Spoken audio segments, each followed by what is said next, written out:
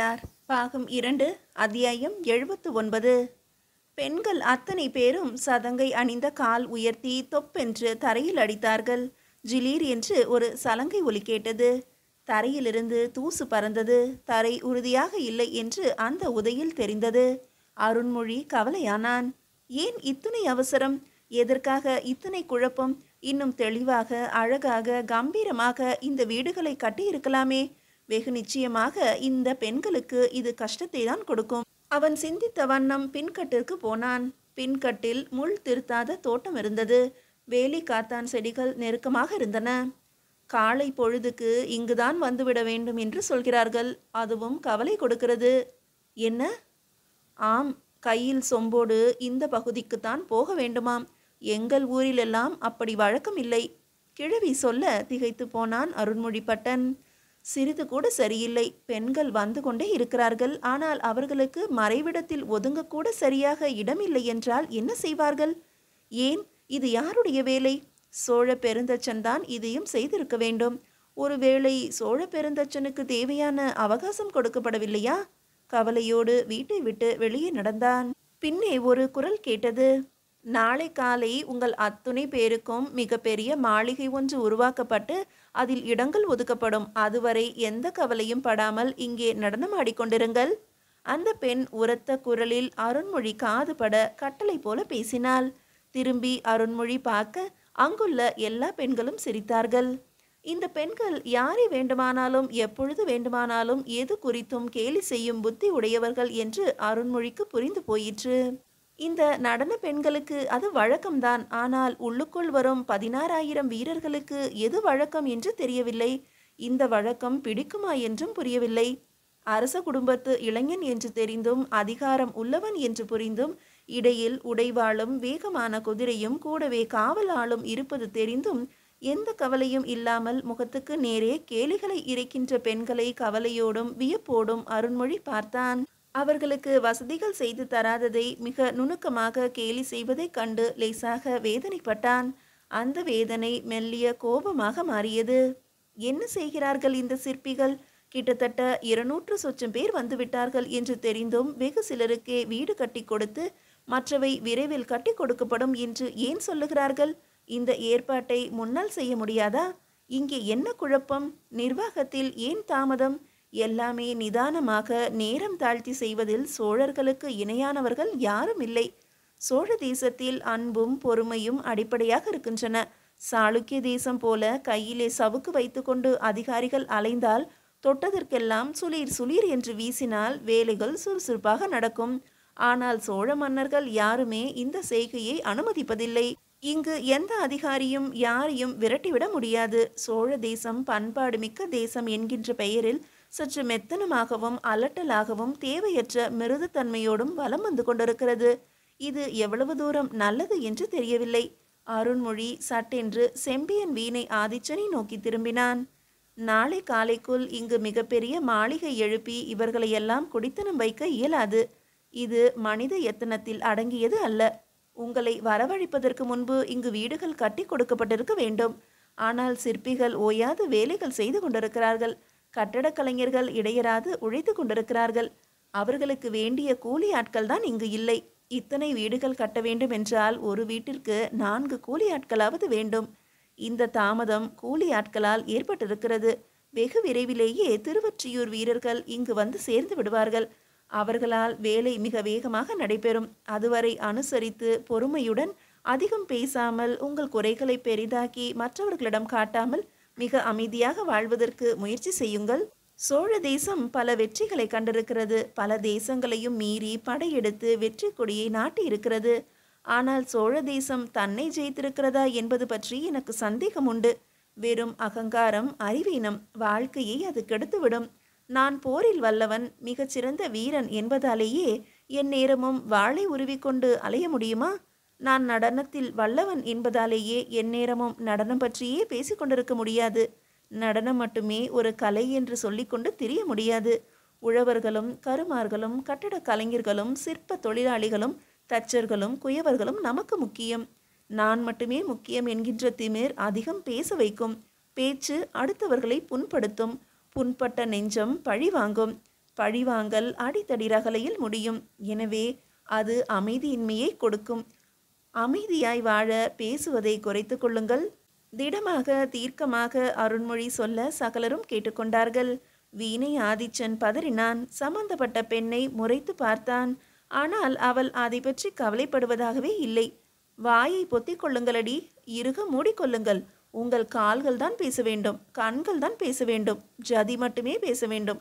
மற்றவரெல்லாம் சோழ தேசத்தில் வாயே திறக்கக்கூடாது என்று அதே பெண் சொல்ல, ஒரு முதிர்ந்த பெண்மணி ஏய் என்று அவளை அதட்டினாள். அந்த பெண் என்று ஒரு முறைப்பு முறைத்து கொண்டு உள்ளுக்குள் வேகமாக போனாள். அவளை தொடர்ந்து 4-5 பெண்கள் பின்னே போனார்கள். வீணை ஆதிச்சன் சட்டென்று அருண்மொழி பட்டனின் புறங்கையை தொட்டான். ஐயன், சற்று மன்னித்து கொள்ள வேண்டும். அந்த பெண் சற்று அதிக பிரசங்கி. யாரால்? யாரை சொல்வது? அவள் சூழ்நிலை அப்படி. இதுவரை அவளை 3 பேர் காதலித்து திருமணம் செய்து கொள்வதாக உறுதி கொடுத்து பின்பு விலகிவிட்டார்கள். அதனால் அவள் ஆண்கள் மீது வெறுப்புள்ளவளாகவும் கோபம் உள்ளவளாகவும் இருக்கிறாள். அதனால் என்ன? பேச்சில் நிதானம் இழப்பதா? அருண்மொழி கவலையோடு கேட்டான். மற்ற பெண்கள் அவனை சமாதானம் செய்ய முன் வந்தார்கள். என்னுடைய கவலை அந்த பெண்ணை பற்றியோ உங்களை பற்றியோ அல்ல. போர்க்களத்திற்கு வெற்றி பெறுவோம் என்று வந்த சோழ வீரர்களிடம் அடிபட்டு, பிறகு பிடிபட்டு, பிறகு கைதியாக 2-3 வருடங்கள் இருந்து இப்பொழுது கூலி வேலைக்கு இவ்வளவு தொலைவு வரும் அந்த சாளுக்கிய வீரர்கள் பற்றித்தான் எனது கவலை. உங்கள் பேச்சுக்களை அவர்கள் பொறுத்து கொள்ள மாட்டார்கள். பாய்ந்து ஒரு அடி அடித்தால் அவளது முகம் சிதைந்து போகும். நல்ல ஒரு நடன கலைஞர் சோழ தேசத்தில் ரத்தம் சிந்த வேண்டி இருக்கும். இதனால் நமது பக்கத்து மக்கள் கோபம் வருவார்கள். கைதிகளை தாக்க முயற்சிப்பார்கள். பிறகு கைதிகள் திட்டமிட்டு கலவரம் செய்வார்கள். உடையார் ஸ்ரீ ராஜராஜ தேவர் ஆரம்பித்த இந்த புனித பணி, மாபெரும் கோயில் கட்டுகின்ற பணி, உங்களால், உங்கள் பேச்சினால், உங்கள் நடத்தையால் சிதைந்து போகும். இங்குள்ள நடன பெண்களுக்கு பொறுப்புகள் மிக மிக அதிகம் இருப்பதை தயவு செய்து நான் நினைவுபடுத்துகிறேன்.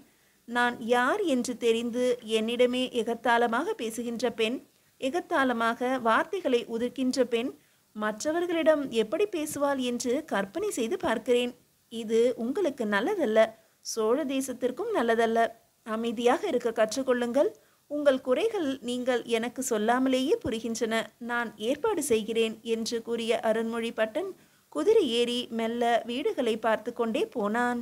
மீதியை அடுத்த அத்தியாயத்தில் காணலாம். அத்தியாயம் 80. வீணை வாசிக்கும் செம்பியன் ஆதிச்சன் அருண்மொழி பட்டனை நோக்கி கை கூப்பினான். அவன் பின்னால் இருந்த வயதான சில பெண்மணிகளும் கை கூப்பினார்கள். ஐயன், எது இருந்தாலும் மனதிலே வைத்து கொள்ளாமல் உடையார் ஸ்ரீ ராஜராஜ தேவரிடம் எங்களை பற்றி எதுவும் சொல்லிவிடாமல் சற்று மன்னித்து மறந்து விடுங்கள். அடடே, இதை போய் மன்னரிடம் சொல்லிக் கொண்டிருப்பார்களா? என் கவலை உங்களுக்கு எப்படி உதவி செய்வது என்பதுதான். நான் நேரே சிற்பிகளிடம் போகிறேன்.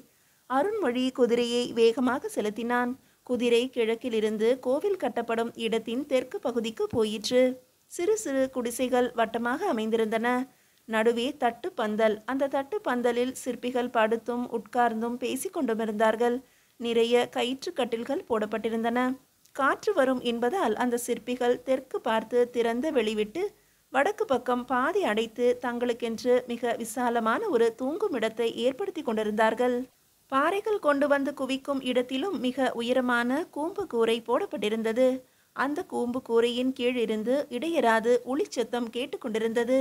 குதிரைகள் வருவதை பார்த்து அங்கு காவலுக்கு இருந்த சோழ வீரர்கள் எழுந்து நின்றார்கள். கையை உயரே தூக்கி மெதுவாக வரச் சொன்னார்கள்.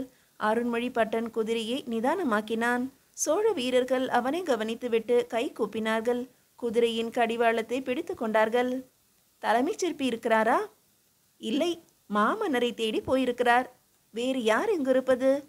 துணை சிற்பிகள் பல பேர் இருக்கிறார்கள். அதிலே குறிப்பாக கல் விளக்கும் வகையை சார்ந்த கல் வேலை செய்பவர்கள், சிற்ப வேலை செய்பவர்கள் இங்கு இருக்கிறார்கள். ஓவியர்களும் இருக்கிறார்கள். அப்படியா? ஓவியர்கள் இருக்கிறார்களா? வேலைகள் ஆரம்பித்து விட்டனவா? ஆமாம் ஐயன், ஓவிய வேலை நிரம்ப நடந்து கொண்டிருக்கிறது. துணிக்கு சுண்ணம் அடித்து காய வைத்து அந்த காய வைத்த துணியில் மரக்கட்டை போட்டு சட்டமாக்கி அந்த சட்டத்தில் இழுத்து தைக்கப்பட்ட துணியில் எழுதுகிறார்கள். துணியில் எழுதிய பிறகு அளவுகள் தருகிறார்கள். எண்ணிக்கை கொடுத்து மடித்து வைக்கிறார்கள். அது தவிர எப்படி கட்டடம் உருவாக வேண்டும் என்று வரைபடங்களும் தயார் செய்து கொண்டிருக்கிறார்கள். கல் உடைக்கும் வேலையை செய்வது யார்? வெறும் அஸ்திவார கல்லுக்கு உண்டான வேலைதான் நடந்து கொண்டிருக்கிறது. அப்படியென்றால் எந்த சிற்பமும் செதுக்கவில்லையா? இல்லை, ஒரே ஒரு சிலை மட்டும் செய்து வைத்திருக்கிறார்கள். அதற்கு நேற்று பிராண பிரதிஷ்டை நடந்தது. எங்கே? இவர்கள் இருக்கும் இடத்திலேயேதான். பிறகு வேறு என்னென்ன வேலை செய்ய போகிறார்கள்? அடுத்த வளர்பிறையில் நந்தி எம்பெருமான் சிலை ஒன்று செய்ய வேண்டும் என்று திட்டமிட்டிருக்கிறார்கள். அதற்கான அடிப்படைகள் தயாராகிவிட்டன. கல்லும் தேர்ந்தெடுத்துவிட்டு சமன் செய்து கொண்டிருக்கிறார்கள். சமன் செய்வது என்றால் என்ன? முடிந்த அளவுக்கு தேவையில்லாத கற்களை எடுத்து விடுவது. கிட்டத்தட்ட செவ்வக வடிவமாக செய்கிறார்கள். நல்லது. நீ எந்த படையை சேர்ந்தவன்? நான் கோட்டை காவல். சிறு வயதிலிருந்தே தஞ்சை கோட்டை காவலில் இருக்கின்றேன். இவ்வளவு அனுபவம் பெற்ற உன்னை இங்கு ஏன் போட்டுவிட்டார்கள்? இங்குள்ள சிற்பிகளுக்கு யார் வருகிறார்கள், என்ன செய்கிறார்கள் என்று தெரியவில்லை. அவர்களுக்கு வந்தவர்களை நம்பவும் முடியவில்லை. எனவே வெளியூரிலிருந்து வந்த சிற்பிகளுக்கு உள்ளூரில் இருக்கின்ற அதிகாரிகளை, பெரியவர்களை அறிமுகப்படுத்தி பழக்கப்படுத்த என்னை போட்டிருக்கிறார்கள். எனக்கு கீழே வேலை செய்த இருவர் இப்போது கோட்டை காவலை மேற்பார்வை பார்த்து கொண்டிருக்கிறார்கள். நல்ல யுக்தி. அருண்மொழி வாய்விட்டு பாராட்டினான். இப்படி ஒரு ஆளை அங்கே நடனமாடும் பெண்களுக்கு நடுவே போட்டால் என்ன? அங்கு ஏன் காவலே இல்லை? காவல் இருந்ததையா? அந்த பெண்கள்தான் துரத்தி விட்டார்கள். ஏன்? அவர்கள் உள்ளே வரும்பொழுதும் போகும் பொழுதும் கட்டியம் கூற வேண்டுமாம். அட, யார் சொன்னது? அந்த பெண்கள்தான். எதற்கு கட்டியம்? யார் யாருக்கோ சொல்கிறீர்களே, எங்களுக்கு சொன்னால் என்ன? நாங்களும் தலைக்கோலிகள் தானே என்று கேட்கிறார்கள். வீண் வல்லடி நடக்கிறது. இதற்கு என்ன காரணம் என்று நீங்கள் நினைக்கிறீர்கள்? அருண்மொழி பட்டன் அவனுக்கு அருகே நடந்து கொண்டே கேட்டான். அவர்கள் இயல்பு அப்படி. எதற்கும் கேலி, யாரோடும் நகைச்சுவை. எப்பொழுதும் ஒரு குதர்க்க புத்தி. அங்கு வேலை செய்ய பிடிக்காமல் காவலுக்கு இருந்த 2 வீரர்களும் மீண்டும் கோட்டை காவலுக்கே போய்விட்டார்கள். அந்த இடம் காவலற்று இருப்பது இப்போதைக்கு தவறில்லை. எனினும் பிற்பாடு காவல் வேண்டும். பிற்பாடு என்றால் சாளுக்கிய வீரர்கள் இங்கு வருகிறார்களாமே. கற்கள் தூக்கவும் புரட்டவும் எடுபிடி வேலைக்கும் இங்கு வரப்போகிறார்களாமே. அவர்கள் வந்தால் அந்த இடத்திற்கு காவல் இல்லாமல் முடியாது. ஏதேனும் அசம்பாவிதம் நடக்கலாம். உங்கள் அனுபவம் உங்களை தெளிவாக பேச வைக்கிறது. இதற்கு நல்லதொரு ஏற்பாடு செய்ய வேண்டும். யாரை போடலாம்? என்னுடைய அபிப்பிராயப்படி சொல்லுங்கள். வீரர்களை போட்டால்தான் கேலி. அதிகாரச்சிகளை போட்டால்? நம் அதிகாரச்சிகளில் வாழ் வீச்சும் அம்பு தொடுப்பும் தெரிந்த பெண்கள் பலர் இருக்கிறார்கள். அவர்களில் சற்று முரடான கோபமான பெண்களை கொண்டு வந்து இங்கு போட்டால் இறங்கி பளீர் என்று கன்னத்தில் அடிப்பார்கள். அவர்கள் தங்களை கேலி செய்தாலும் பொறுத்து கொள்வார்கள். மாமன்னர் உடையார் ஸ்ரீ ராஜராஜ தேவரை, பிரம்மராயரை கேலி செய்தால் வெகுண்டு எழுவார்கள். அந்த பெண்கள் மன்னரையும் கேலி செய்வார்களா என்ன? அவர்கள் யாரை கேலி செய்யவில்லை? நேற்று கூட இங்கு வந்திருந்தார்கள். சின்ன ரகளை ஏற்பட்டது. என்ன என்ன சொல்கிறீர்கள்? சிற்பிகளை கண்டால் அவர்களுக்கு அத்துணை இளக்காரம். ஏன்? எந்த காரணமும் இல்லாத இளக்காரம். இறைவனுக்கு கோவில் கட்டுவது இருக்கட்டும், எங்களுக்கு எப்போது வீடு கட்டி தரப்போகிறீர்கள் என்று கேட்டு, உங்களுக்கு வீடு கட்ட தெரியாதா? அதனால்தான் குடிசையில் இருக்கிறீர்களா என்றெல்லாம் கேலி செய்துவிட்டு போனார்கள். நானும் கேட்க வேண்டும் என்றிருந்தேன். இந்த சிற்பிகள் ஏன் வீடு கட்டி கொள்ளவில்லை? இந்த கோவிலுக்கு என்று அந்த நடன பெண்மணிகள் அர்ப்பணம் செய்யப்பட்டவர்கள். ஆனால் சிற்பிகள் தங்களை அர்ப்பணம் செய்து கொள்ளவில்லை. அவர்கள் அடுத்த கோவிலுக்கு நகர வேண்டியவர்கள். 7 அல்லது 8 வருடம் இந்த கோயில் செய்து முடித்த பிறகு நாங்கள் இங்கு இருக்கப் போவதில்லை. வெகு நிச்சயமாக வேறு இடத்திற்கு போகப் போகிறோம். மன்னர் வேறு இடத்தில் கோவில் கட்டுவார். அங்கு போய் அமரப்போகிறோம். எதற்காக எங்களுக்கென்று வீடு? குடிசையில் இருப்பதுதான் சுகம் என்கிறார்கள். மழை நாளில் கடினம் அல்லவா? அதற்குள் மண்டபம் எழுப்பிவிடுவார்களாம். கோவிலை சுற்றி மண்டபம் எழுப்ப ஒரு திட்டம் இருக்கிறது. அதற்கான வரைபடங்களும் முடிந்துவிட்டன. நல்லது. என் வருகையை இங்கிருக்கும் உபதலைவரிடம் சொல். அருண்மொழி பட்டன் அந்த குடிசை வட்டத்திற்குள் நுழைந்தான். தட்டு பந்தலின் கீழே இருந்தவர்கள் எழுந்து பார்த்தார்கள். அருண்மொழியை பற்றி கட்டியக்காரன் உரக்க அறிவிப்பு சொல்ல அவர்கள் எழுந்து வணக்கம் சொல்லிவிட்டு அருகே வந்தார்கள். குடிக்க தண்ணீர் கொடுங்கள் என்று அருண்மொழி கேட்டபோது திகைத்து போனார்கள். ஐயன், இங்கு அந்தணர்கள் யாரும் இல்லையே என்றார்கள். நான் ஒன்றும் அந்தணன் இல்லை, போர் வீரன் என்று பதிலுக்கு அருண்மொழி சொல்ல அவர்கள் வெகு எளிதில் அவனுக்கு நெருக்கமானார்கள். வெள்ளை திரைச்சீலையில் வரையப்பட்ட கோவிலின் அடிப்பாகத்தையும் விமானத்தையும் பார்த்து அருண்மொழி பட்டன் திகைத்து போனான். மனித எத்தனத்தில் இது முடியுமா என்றான். சிற்பிகள் சிரித்தார்கள். வெகு நிச்சயம் நம்மால் முடியும் என்றார்கள். ஆம் எனில் இதற்கு வித்திட்ட மாமன்னர் உடையார் ஸ்ரீ ராஜராஜ தேவர் வாழ்க என்று அருண்மொழி குரல் கொடுக்க பதிலுக்கு அவர்களும் குரல் கொடுத்தார்கள். மன்னரை வாழ்த்தி கொண்டிருந்த போது கிழக்கு பக்கத்திலிருந்து ஒரு சிறிய கூட்டம் அந்த சிற்பிகளை நோக்கி வந்தது. அதற்கு தலைமை வகித்து கருவூர் தேவர் நடந்து வந்தார். வயதை அளவிட முடியாத கருவூர் தேவர் தொலைவிலிருந்து அருண்மொழியை பார்த்துவிட்டார். 2 கைகளையும் விரித்து தட்டி அருகே வா என்று அழைத்தார். அருண்மொழி பட்டன் உடைவாளை கழற்றி அருகிலுள்ள வீரனிடம் கொடுத்துவிட்டு அவரை நோக்கி ஓடினான். நேரடியாக போய் நிலம் பட காலில் விழுந்து வணங்கினான். அவர் காலை தொட்டு தலையில் வைத்து கொண்டான். கைகளை பற்றி கொண்டான். எழுந்து நின்றான். அவர் அவனை இருக்க அணைத்து கொண்டார். நெற்றியில் முத்தமிட்டார். திரும்பி தோளில் கை போட்டு கொண்டார். அவனோடு அந்த சிற்பிகள் இருக்கும் இடம் நோக்கி நடந்தார். எப்படி இருக்கிறாய் அருண்மொழி? தஞ்சை எப்படி இருக்கிறது? இந்த பக்கத்தில் காவல் இல்லையே. யாரேனும் மடக்கி ஏதேனும் விசாரிப்பார்கள் என்று நினைத்தோம். எவரும் விசாரிக்கவில்லை. தஞ்சையை நோக்கி வெகு சுலபமாக எவர் வேண்டுமானாலும் வந்துவிடலாம் போல் இருக்கிறது. சிறிய படை போல நாங்கள் வருகிறோம். எங்களை யார் என்று கேட்பதற்கு கூட ஆளில்லை. எனக்கு இது கவலையாக இருக்கிறது அருண்மொழி. எனக்கும் அவ்விதமே இருக்கிறது ஐயா. சட்டென்று கருவூர் தேவர் நின்றார். நீண்ட வெண்மையான தாடியை தடவிக்கொண்டார். அந்த குடில்கள் யாருடையவை? சிற்பிகளுடையவை. இந்த பக்கம் இருக்கின்ற குடில்கள் தளிச்சேரி பெண்களுடையவை. தளிச்சேரி பெண்களுக்கு இந்த இடத்தில் என்ன வேலை? தளிச்சேரி பெண்களை கோயிலுக்கு வேலை செய்வதற்காக வைத்திருக்கிறார்கள். கோயிலே இன்னும் வரவில்லையே, எதற்காக பெண்கள் இங்கு வர வேண்டும்? தெரியவில்லை ஐயா. யாருடைய உத்தரவு இது? உடையாருடைய உத்தரவு. வேறு யாரேனும் இதில் ஈடுபட்டிருக்கிறார்களா? யாருடைய மேற்பார்வையில் இந்த குடில்கள் நிறுவப்பட்டன? ராஜராஜ பெருந்தச்சர் மேற்பார்வையில் ஐயா. அவன் மகா கெட்டிக்காரனாயிற்றே. ஏன் இந்த தவறு செய்தான்? இதில் தவறு என்ன இருக்கிறது? கோயில் கட்டுமான பணியை மையமாக வைத்து எதிர் திசையில் இவர்களை வைத்திருக்க வேண்டும். 2 பேருமே சண்டைக்காரர்களாயிற்றே. சிற்பிகள் நல்லவர்களாக இருக்கிறார்கள். தளிச்சேரி பெண்கள் கொஞ்சம் வாயாடிகளாக இருக்கிறார்கள். தளிச்சேரி பெண்கள் வெறும் வாயாடிகள்தான். சிற்பிகள் கோபக்காரர்கள். சட்டென்று ஒளியை தூக்கி மேலே அடித்து விடுவார்கள். அப்படி ஏதேனும் நடந்தால் விவகாரம் பெரிதாகிவிடும் அல்லவா?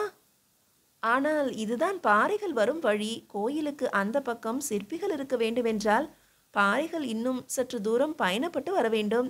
பயண தூரத்தை கணக்கிட்டு இவர்கள் இதை செய்திருப்பார்கள். அப்படியானால் மேற்கு பக்கம் தளிச்சேரி பெண்களை நிறுத்தி வைத்திருக்கலாமே. கோயிலின் மேற்கு பகுதி சற்று வறண்ட பூமி, செம்மண் நிறைந்தது. அந்த இடத்தில் குடியிருப்பதற்கு யாரும் விரும்ப மாட்டார்கள். அதனால் இந்த பக்கம் குடி வைத்திருப்பார்கள். நீ சொல்வது உண்மைதான் அருண்மொழி. குடியிருப்புக்கு ஏற்ற இடமில்லை. ஆயினும் தஞ்சையை ஊடறுத்து கால்வாய் வெட்டியிருக்கிறீர்களே, இது குடியிருப்புக்கு போதுமானதாயிற்றே என்று யோசிக்கிறேன். வேறு என்ன தவறு இருக்கிறது ஐயா? போனால்தான் தெரியும். இங்கிருந்து பார்த்துவிட்டு பேசுகிறேன். நமது அரசன் ராஜராஜன் எதையும் சிந்தித்துதான் செய்வான். என் புத்திக்கு எட்டாததெல்லாம் கூட அவன் புத்திக்கு எட்டி இருக்கும். வா, அருகே போய் பார்க்கலாம். சிற்பிகளை பார்த்துவிட்டு வந்து விட்டாயா? பார்த்து விட்டேன் ஐயா. எனக்கு கோயிலின் நடுப்பக்கம் போக வேண்டும். என்னோடு வா. மற்றவர்களை இங்கேயே நிறுத்திவிடு. உதவிக்கு ஒரு ஆள் வைத்து கொள்ளலாமா ஐயா? வேண்டாம் என்றார் கருவூர் தேவர். கருவூர் தேவர் சொன்னவுடன் அவர்கள் யானை நடந்த பாதையை தாண்டி அந்த மண்மேட்டில் மெல்ல ஏறினார்கள். கோவில் கருவறை இருக்கும் இடத்திற்கு போய் நின்றார்கள். கருவூர் தேவர் அந்த இடத்தை நோக்கி கைகூப்பினார். அருண்மொழியும் கைகூப்பினான். மீதியை அடுத்த அத்தியாயத்தில் காணலாம்.